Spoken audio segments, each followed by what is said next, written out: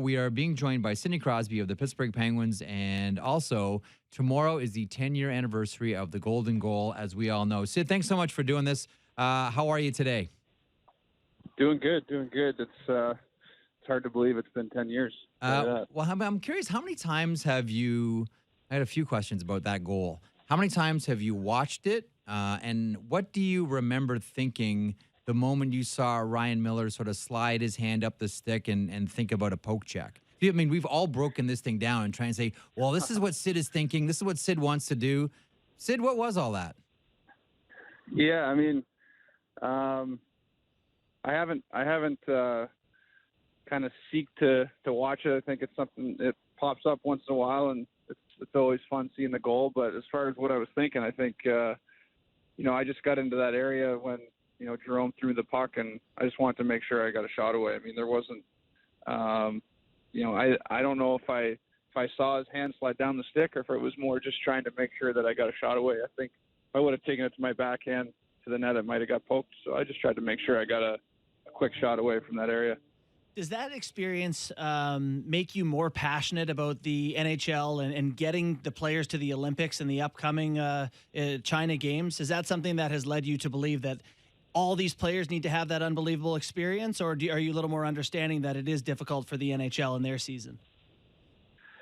No, I think just because I've had two experiences there, and one being in Canada at home, which is pretty unique and special in its own right. But I think just the whole event itself, competing for your country, not only as a hockey player, but just for Team Canada, I think that's a pretty amazing experience. And obviously hockey's a big topic, with Canadians and wanting to be there, and the whole NHL, like you said. So I think it's great for everybody. I think it's great for the players. I think it's great for the fans. And you want to see it there. Sid, Stewie here. How's it going, buddy? How are you? Good. So here come the Grand Forks questions. All right, here we go. No.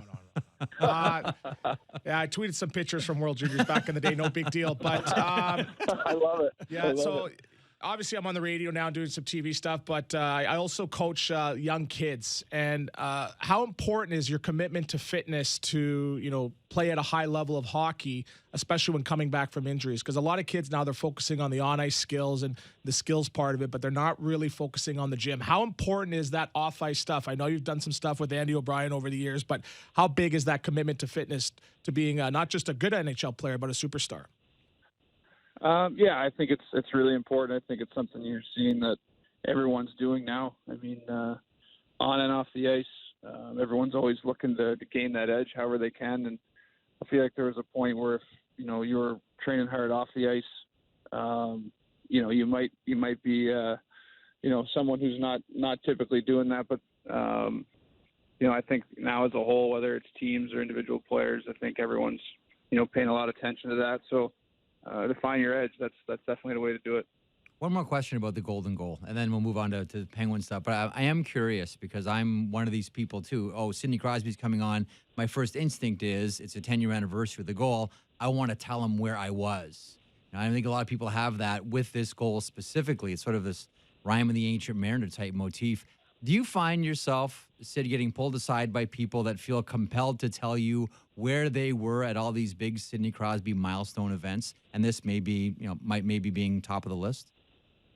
Yeah, I mean, pretty much, specifically that one.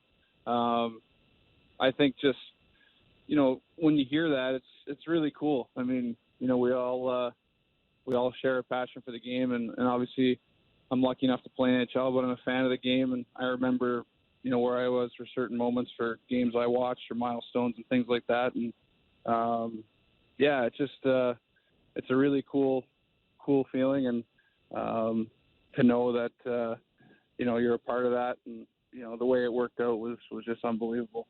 Okay, so last week, Sid, Elliot and I for the 31 Thoughts podcast sat down and talked to your head coach, Mike Sullivan, and you were a big topic of conversation. No surprise there. I want you to react to your coach talking about you. This is in an upcoming edition of 31 Thoughts podcast. This is Mike Sullivan.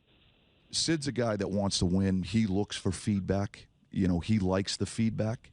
and we offer it to him. When it's good, we encourage. We encourage more of his play. When we think we need him to stop on more pucks or cut his skating down or stay closer to the puck or whatever it may be, we try to share those observations with him as well. But we've got a lot of respect for our players.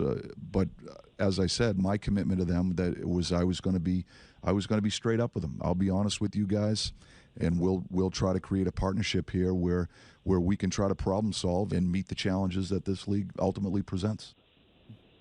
You have a thought on your coach and how he described that relationship with you and the idea of feedback? And I would imagine too, Sid, that coaching Sidney Crosby has to be unique in that I would imagine some coaches would be scared to criticize you. Is your coach scared to criticize you? No, I don't think. I think that, like you said, I think as a player, I think that's what you appreciate the most as a coach who's up front, and make sure they tell it as it is and you know where you stand, you know what's expected. I think that's all you can ask for as a player, and that it's consistent, and he definitely, delivers in all those areas. And personally, I think, what I've always looked for is I want to continue to learn and I want to be challenged. And, if I feel like I'm getting better and I feel like I'm being challenged and getting the most out of myself, as an athlete, that's what you want. And how that fits kind of in the whole scope of the team, that's important too. But I think, I think if you're looking, for traits from a coach, that's what you want. On that theme of getting the most out of yourself, I think something that I've noticed throughout your career you do well is make others around you better. And I look at teams like Boston, they have a heavily loaded top line. Colorado tends to do the same. I often look at the Penguins lineup, and you'll be paired up with some guys that maybe, not superstars. It's not always Malkin. So are there particular ways that you try to make it easier on new players who maybe don't play as many minutes or don't play with superstars all the time? I think just trying to communicate and read off each other, and it's always kind of a process. Every team plays different, and I think the strengths of your team and things like that always change. But I think it's everyone buying into the way you need to play as a group, but how your skills kind of relate to that, trying to make that work. But it's always a process. I think you're always communicating, always trying to find ways to create, whether it's in the zone or off the rush or, special teams, all that stuff. So I think that's just the best way. Your GM, Jim Rutherford, mentioned that as long as he has you and Evgeny Malkin, he's going to always go for the Stanley Cup. And how key are the additions of Jason Zucker and Patrick Marleau been so far? Yeah, it's great. I mean, when you get additions like that, it's huge. I mean, depth's so important. Experience. Guys are going to bring a ton of energy, and I think you look at our division, how tight it is. Everyone seems like they loaded up and believes they have a chance. So it's huge to add guys like that, and I think it sends a message to the group that there's an expectation there, and we believe in you, and they did everything that they can here to put us in a good spot, and we've got to go out there and perform. Being joined by Sidney Crosby of the Pittsburgh Penguins on Hockey Central. As the years go on, Sid, whenever we do the bench shot on television, we see more and more of the top of your helmet. I'm curious, when you come off a shift, what do you grab first, the water bottle or the iPad? The water bottle, I think, but the iPad, it's a dangerous tool. I don't think the coaches love it, but I think sometimes they'd rather guys just put it away and go out there and play. And I think as a player, sometimes you want to, things are happening so fast. You want to see what that read was, or if it looked the same way it felt on the ice. And I think, special teams, especially the power play, if you can make a quick little adjustment, within the period, I think it's got a lot of use that way, but probably look at it more than I should. Should probably put it away. Well, you know what though, because we were talking about this a couple of weeks ago on TV doing one of your games.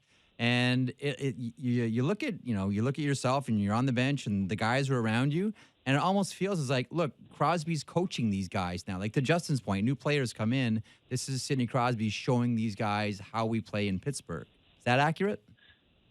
The odd time. I mean, usually it's more just for my own use. But if sometimes the guy will come off and say, what happened there, or say, what did you see there, and it's something we can talk through quick. especially if you're playing with somebody new. But for the most part, most times it's just me looking at it. But if someone else, wanted to look at it or see that same play, usually it's when you miss a great chance and you just want to see what you did wrong. So it's usually when you're looking at it. One of the things that caught my ear recently was Ryan Whitney was called you a first line grinder, and I'm just wondering the evolution of your game over the years. If you feel you play different, or even the concept of being a first line grinder, do you see yourself as that? I don't know. I think work ethic and trying to create different ways, whether it's creating turnovers. I would say that, just having a hard-working mentality is definitely high up on the list for me. I like to play fast. Sometimes I like to slow it down. For the most part, I like to play pretty fast and aggressive. So I would say that's similar to kind of a grinding mentality. We're trying to force things. But, I like to have a combination of both. That's for sure. We discussed the 10-year anniversary of the Golden Goal, but I'm more interested in the 16-year anniversary of the World Junior Championships, where we defeated Ovechkin and the Russians. I still tell the stories all the time, but probably one of the highlights of my career. Do you have any memories of that, Sid?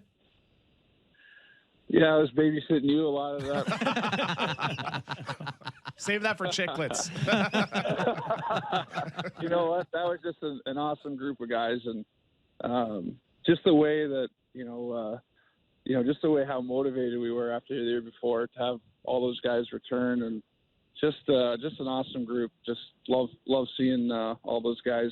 We crossed paths, and it was pretty cool. Obviously, some of the guys that played on that team were on the Olympic team, so not that far removed. You're going from World Juniors to the Olympics, and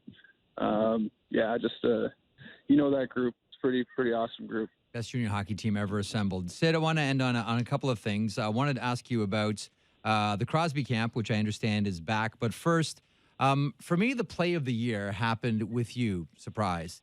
It was a game against Minnesota. Your play behind the net, and then somehow you found Dominic Simone when nobody else saw him. Do you ever get surprised at what you do out there, or are you in total control all the time? And what do you remember from that play? I just remember thinking that, I had a step going behind the net, and I thought that, I think it was Donato. I think he was, kind of a step behind. So I figured he might try to lunge, when I had that step, and he ended up lunging. So I thought I might be able to beat him the other way. And then when I came around the net, I was just looking for a lane, and there's a lot of skates, and goalie sometimes likes to take those tight passes to the net away. So I was just trying to find a hole to get it to the backside of the post there. And Dom didn't have a great angle, but he made a great shot. To me, it's the play of the year. Crosby camp, I understand it's back.